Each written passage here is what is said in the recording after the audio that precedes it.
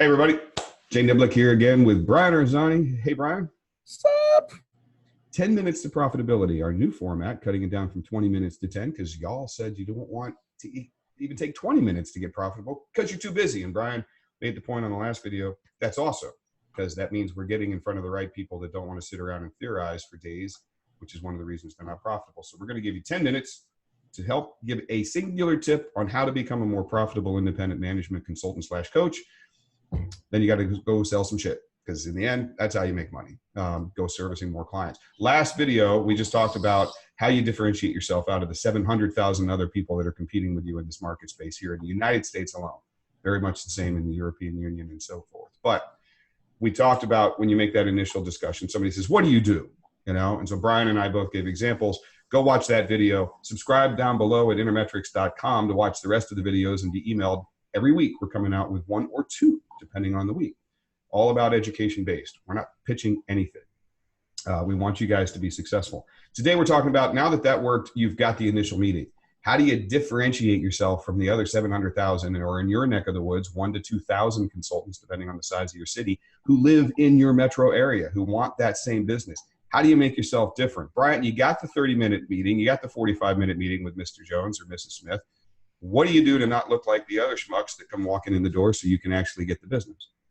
Well, here's what's so crazy. A lot of times folks will walk into their first meeting and they'll sit there and go, man, I can't wait because these folks are just going to open up to me. They're going to tell me everything. And reality is that's probably not going to happen. There's some skill sets. There's the ability to understand trust. We're not here today to talk about that. But I think, Jay, you do a great job you talk about this concept of the spotlight. When we go into a meeting, the only way that we can run the diagnostic sales process effectively and appropriately is to, first of all, check in with our own intentions and make sure that we're walking into the meeting with the right intent. And so when we look at this example of, and I think if every one of you watching this video right now can maybe put this as a mental picture in your mind before you go into a meeting with a potential client or a prospect, having this in your mind's eye, it will allow you to be more effective. So imagine this, right? We talk about the spotlight is on the prospect.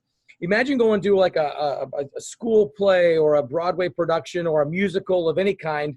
And you think about this, you ask yourself, who's in charge of that event, right? Who's in charge of the audience's attention and all that kind of stuff? And some folks will say it's the orchestra conductor. Some folks will say it's the man, whatever, it's a lead character or whoever it is who's talking.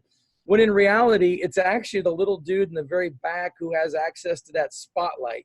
Because wherever that light goes, that's where the attention of the audience goes. And imagine being at one of those events and all of a sudden the stage goes dark and people hear some ruckus in the back and we all turn around and look and all of a sudden there's the dude back there running the spotlight. What he's done is he's flipped the spotlight 180 degrees and he's sitting there on the wall making like little shadow puppets on the wall going, isn't that cool? See, what we find is a lot of folks have been trained. That's what you do when you show up. It's about you making sure you tell them how amazing you are so that you have a credible story so that then ultimately the person that you're talking to will open up. When in reality, that's not how trust is built. Trust is built on the side of the equation where sharing occurs.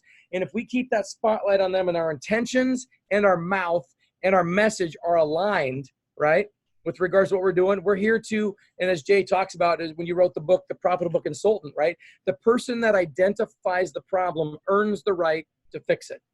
So that's where our intent is at when we go in. And that's the topic today. He or she who identifies the cause of the problem gets to fix it.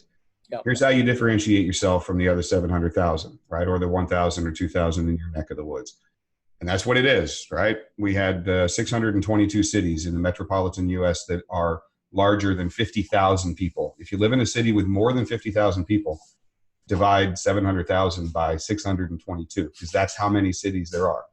100,000 or more, there's only 311 in the entire U.S. So if you live in a city with 100,000 or more, divide 700,000 by 311. It's about 1,124 people, if I remember right, from a couple of weeks ago. Yeah. That's your competition. I'm trying to make this really serious because you got to figure this out. You wonder why you're not getting enough business. There's a lot of people that want the same business. You're fishing in the same hole. Even if you don't see them, they're there. It's like fishing in a blind and you can't see however many other boats are out there and how many guys are standing around with their line in the water. There's a lot of women and a lot of men competing with you. So you've got to think differentiation. It's one of the most important things you can do. When you get that initial meeting, Here's the key: diagnostic sales process. Read the diagnostic sales process. It's talking about, I leave the house with the intent of thinking like a physician. Okay. When I see that doctor, she doesn't want to just show off of all the stuff that she went to school for. And she doesn't talk about any of that. There's one spotlight when I walk in that room, and it's on me, the patient, driving to this meeting or getting ready to get on the phone. Think about them like a physician. Seek to identify the cause of their problem. That's all you got to do. I'm telling you, it's that simple. Stop talking about yourself. Walk in the door and say, what's not working? What is the thing that keeps you up at 2 o'clock at night? Like we talked about, you gave an example of that when you got this meeting, and then seek to identify the cause of that. And so that's one of the things that when we teach you how to use the diagnostic process and the tools, those tools are, do I need to give them blood work, an MRI, an X-ray, a CT, a PET scan, a functional MRI, all the different tools that we have. What are those diagnostic tools that I need to use to figure out that problem? So it becomes talking about their pain points. It becomes talking about what we call the power source. Because at some point down the road, you're going to give them a call to action. Take this action, sign this contract. Action requires energy. A good salesperson understands what's powering that energy. How big is the pain? How much money is the pain causing them? One of the things that we often see is people don't ever stop to think about the real dollar sign. And there's always a dollar sign and an emotion sign around the power source, the pain source. But again, I like to call it power source because I want to know how big a call to action can I give them down the road. If the person says it's a $50,000 problem, I better not give them a $20,000 proposal. There's no way that's going to happen. If we identify, you've got massive turnover in this division. This one manager has rampant turnover, not quite sure why. What is it about that manager? You see some symptoms. People are saying they micromanage, they don't delegate, they're mean, they don't have any emotional intelligence or empathy. Those are the symptoms. Even a 360 says that's what everybody thinks about them. But what is it about that individual? Why are they limping? I can't see inside their knee. Why does it hurt? I need to see it. I need to diagnose it. That's what our tools do. That's the thing that you want to get to. But the first stop is people don't go, how big a problem is this? So when you walk in the door seeking to understand the problem, the spotlight's on them. As Brian said, it's not me having a 30-minute show up and, here's all the things that I'm great at. Figure out what's not working. And your only proposal, and we'll talk about proposals next week, is how do I figure out what really is causing this problem? It's way too early to talk about me coming in and doing strategic planning or sales consulting or training or coaching or any of that stuff. I don't make those proposals. I never make them up front. I've got to say, here's what's broken. Here's what's not working. Here's what's causing the problem. And remember what I said, we diagnose and solve human capital issues. We're talking about one specific human capital issue. I have to diagnose it in that sentence before I can talk about solving it. So price on solving, what's the solution? None of that matters right now. And I tell people, I have no idea till I figure out what's causing the problem that you tell me keeps you up at 2 o'clock at night. That's the initial sale. Go ahead, Brian. Well, and I think here's a couple of real quick points. Okay. So let's say we do have anything that they discuss or we talk about, we got to find that power source. And here's some questions that I think just write down real quick here. So how long has it been an issue, right? Or how long has it been an opportunity? Because it could be one or the other. And what have you done in the past to try to work on that, right? Or fix it? And how did you come up with it, right? It's another good question.